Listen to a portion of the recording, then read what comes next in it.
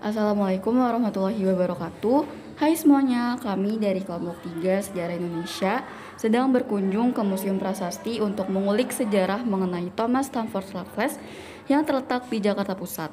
Nah, lebih tepatnya di daerah Tanah Abang. Ini adalah penampakan halaman depan saat kita baru tiba di Museum Prasasti.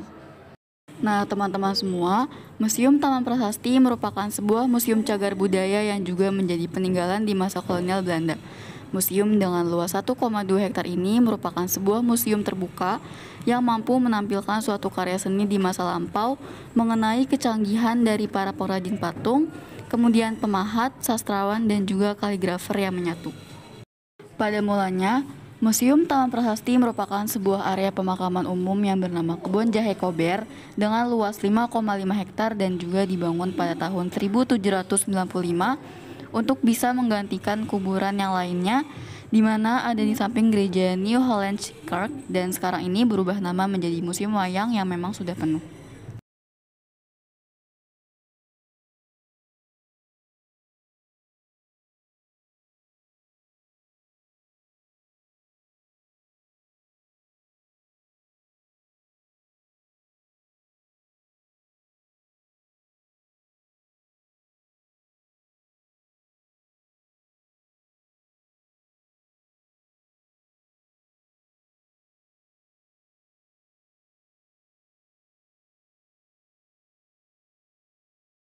Nah, ini adalah penampakan makam dari istri Raffles yang bernama Olivia Mariamne.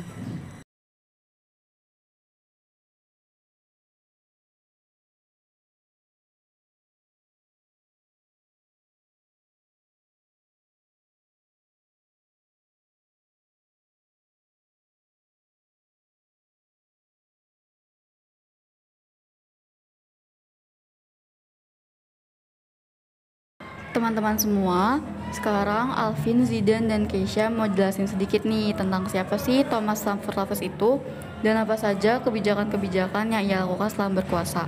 Yuk disimak. Sekarang kita sudah sampai di salah satu peninggalan yang masih bersangkutan dengan Thomas Stamford Raffles, yaitu makam istrinya.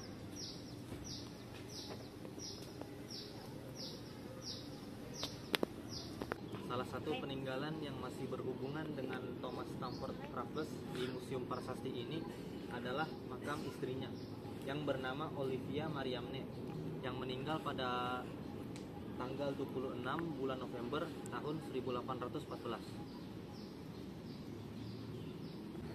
Kebijakan Thomas Stamford Raffles pada saat masih hidup ialah: 1. Menghapus tanam paksa dan melarang perdagangan budak. 2. Memberikan kebebasan pada rakyat untuk menentukan tanaman yang ditanam. 3. Menghapus pajak hasil bumi dan sistem penyerahan wajib yang sudah diterapkan VOC. 4. Memperkenalkan sistem sewa tanah. Harga sewa ditetapkan pemerintah setelah mempertimbangkan kondisi tanah yang dibayar secara tunai. 5. Pemungutan pajak sewa tanah dilakukan per kepala. Sebelumnya pada masa VOC dikenal pajak kolektif yang artinya setiap desa wajib menyerahkan pajak pada VOC. 6. Bupati diangkat sebagai pegawai pemerintah dan jabatan diwariskan secara turun-temurun. 7. Membagi Pulau Jawa menjadi 16 keresidenan. 8. Membentuk sistem pemerintahan dan sistem peradilan yang mengacu pada sistem yang dilaksanakan di Inggris. Faktor penyebab kegagalan land rent sewa tanah di Jawa adalah sebagai berikut. 1. Masih adanya feodalisme di Jawa yang menyulitkan pemerintah Inggris. 2. Kurangnya jumlah pengawas pajak Eropa. 3. Masih banyak masyarakat Indonesia yang belum mengenal sistem sewa tanah melalui perjanjian. 4. Rakyat belum terlalu mengenal sistem ekonomi uang.